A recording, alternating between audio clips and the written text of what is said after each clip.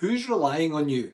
When you look at your week this week and you look at what it is you have to accomplish between now and the end of the week, start to think about the people, the organizations, the groups, the teams, the customers, the clients, the stakeholders, whomever it is that are truly relying on you to perform, to deliver, to progress these things, to have these conversations, to move these things forward, to pull these things back, whatever it is you have in your schedule, there will always be other parties that are involved. Unless you're doing something completely solo, that's not really what I'm talking about for this week. But when you start to think about who it is, you can then start to create a connection with those people. Do you like them? Do you dislike them? Do you want them just to be out of the way?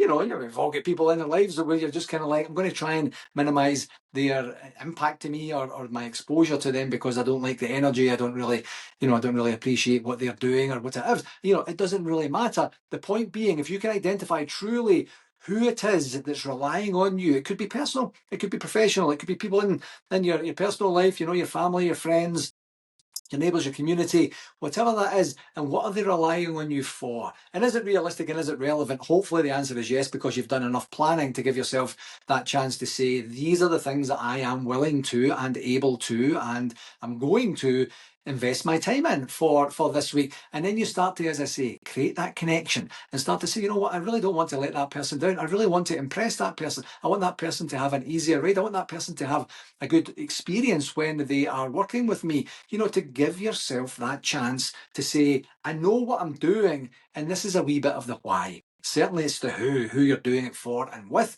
but then why is that important to you? What experience do you want to have with them? What experience do you want them to have with you? And what do you want the outcome to look like? You can start to manifest that as you're building into the planning and the executing of the things that you are doing this week. So who's relying on you?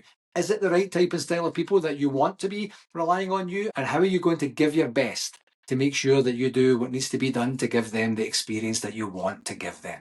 Have a great week, my friends.